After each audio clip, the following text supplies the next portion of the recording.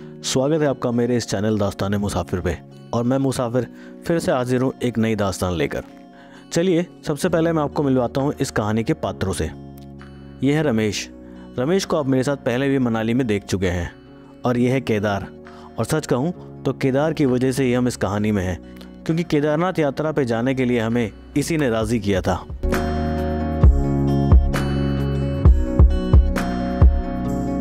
रात के करीब 12 बजे का समय रहा होगा। हम तीनों दिल्ली के ISBT बस अड्डे पर थे हरिद्वार की बस पकड़ने के लिए।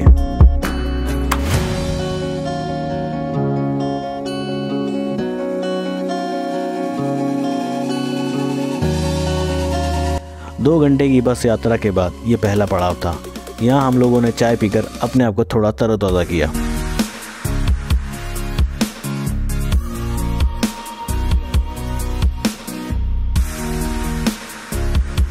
सुबह करीब 5:30 बजे हम पहुँचे हरिद्वार।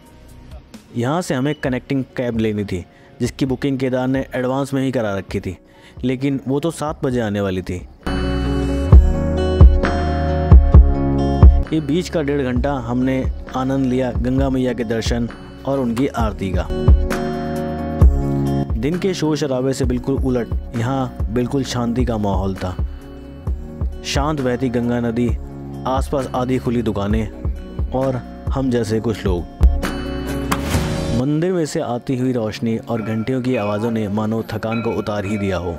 और मुझे इंतज़ार था मंजीरों की आवाज़ों का और उस दृश्य को देखने का जिसे हम गंगा मैया की आरती कहते हैं।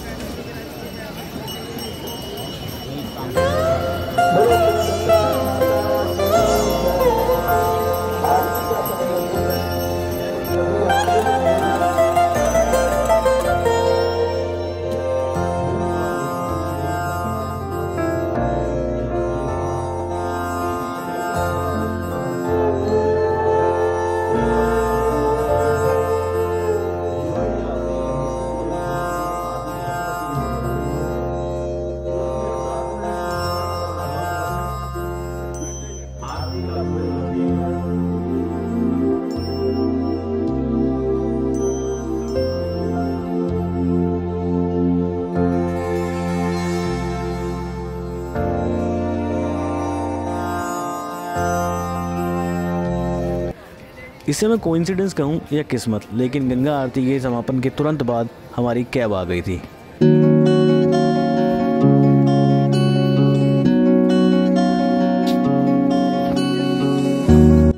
हरिद्वार से ऋषिकेश होते हुए गुप्त काशी तक का यह बहुत सुंदर, शांत और खूबसूरत नज़ारों से भरपूर सफ़र था।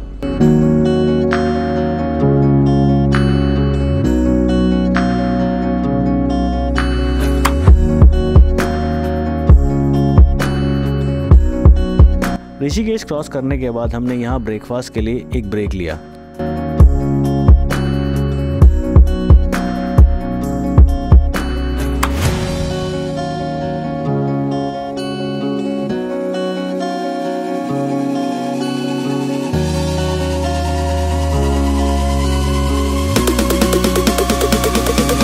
इसके बाद हमें दर्शन होते हैं उस जगह के जिसे कहते हैं देवप्रयाग।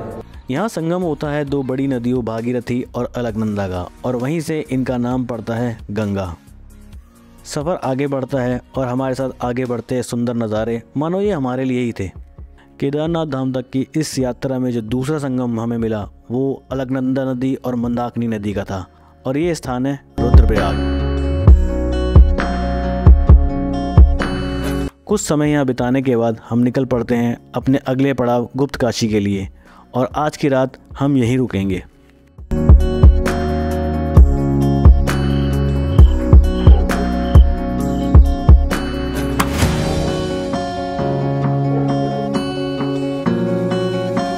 इसके बाद हमारी यात्रा अगली सुबह 6 बजे शुरू होती है।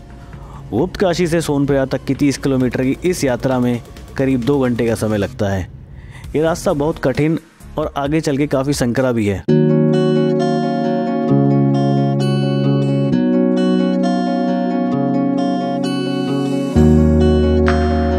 Ramesh, you are on camera. Hello, and we are ready to back on Kedarnath. Sonprayag की मेन पार्किंग से आगे चलकर एक चेक पोस्ट आती है और यहाँ आपको रजिस्ट्रेशन कराना होता है, जो कि ज़रूरी लेकिन बहुत सिंपल प्रोसेस है।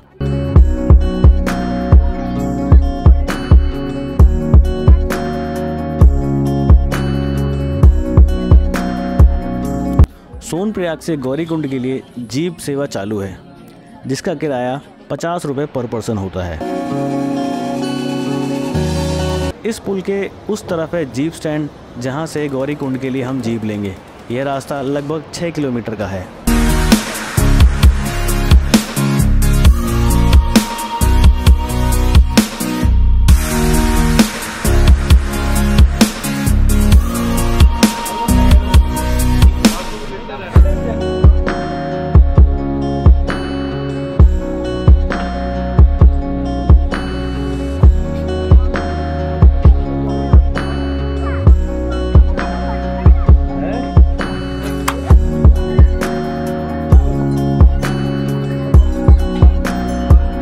Final track to Kedarnath start हो चुका है और अभी अप्रॉक्सीमेटली 1-1.5 किलोमीटर चले होंगे हम लोग और थकान ट्रिमेंडस। मौसम अच्छा है, कभी बादल है कभी धूप है, but still we are managing till now.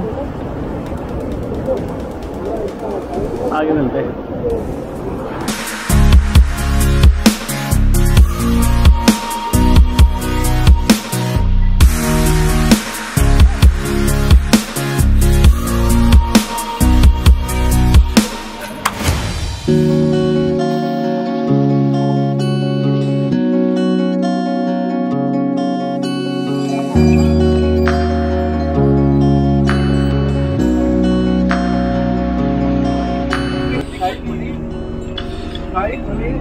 Kedar, कैसा लग रहा है तुम्हें अभी? ये कैसा एक्सपीरियंस अभी तक का? एकदम बढ़िया, एकदम बढ़िया, एकदम बढ़िया। और वो हमारे दोस्त रमेश आगे आगे जा रहे हैं और फिलहाल यहाँ अमूल मस्ती छाछ फिलहाल हमारी पूरी मस्ती में जाते हुए हम विद अमूल मस्ती। चेतन भाई देख रहे हो छाछ से काम चला रहे हैं। सो अभी यहाँ से केदारनाथ 12 किलोमीटर और जो वाटरफॉल आपको सामने दिख रहा है दैट इज रुद्रा वाटरफॉल। चलिए आपको नज़दीक से दिखाते हैं।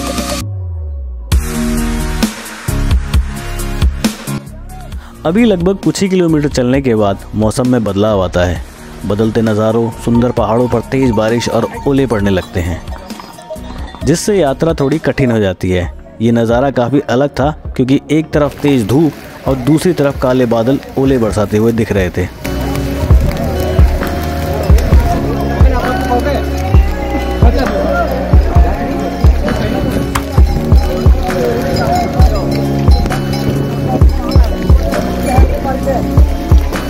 लेकिन कुछ भी हो, हमें तो धाम तक जाना ही है ना? तो बेशक बहुत धीरे धीरे ही सही, लेकिन थकान के साथ साथ रास्ते में चाय पीते पीते हम आगे बढ़ते रहते हैं।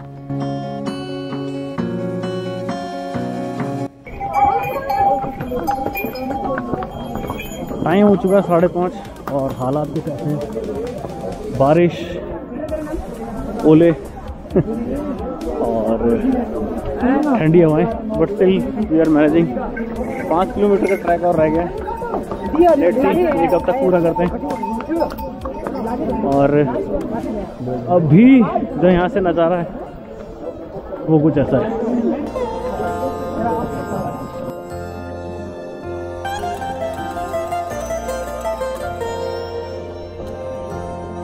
रात के 8 बज रहे हैं और ये है बेस कैंप का नज़ारा। देख सकते हैं कितने सारे टेंट्स हैं और लोग इनमें ठहरे हुए हैं। और आगे अंधेरे में शायद आपको दिखेगा नहीं, टेंपल दिख चुका है और हाफ एन आवर में हम लोग अपने होटल पहुंच जाएंगे। करीब 9 बजे हम अपने होटल पहुंचते हैं, जो कि मंदिर के बिल्कुल पास था। इसकी भी एडवांस बुकिंग केदार ने पहले ही करा ली थी, वरना यहाँ रुकने के लिए जगह मिलना बहुत मुश्किल है। थकान इतनी थी कि जाते ही हम सो गए। ठंड और थकान से शरीर टूट चुका था। रात को खाना खाने के लिए पूरी हिम्मत जुटानी पड़ी। कैमरे और मोबाइल की बैटरी के साथ साथ हमारी बैटरी भी डेड हो चुकी थी। सुबह होते ही वो नज़ारा दिखा जिसका इंतज़ार हमें न जाने कब से था। हालांकि सुबह जल्दी आने पर भी लाइन काफ़ी लंबी थी। हम तीनों केदारनाथ धाम के दर्शन करते हैं और काफ़ी सारी फ़ोटो और वीडियो कॉल्स के माध्यम से अपने मित्रों और रिश्तेदारों को मंदिर के दर्शन कराते हैं। और यहाँ समाप्त होती है दास्तान मुसाफिर की ये दास्तान।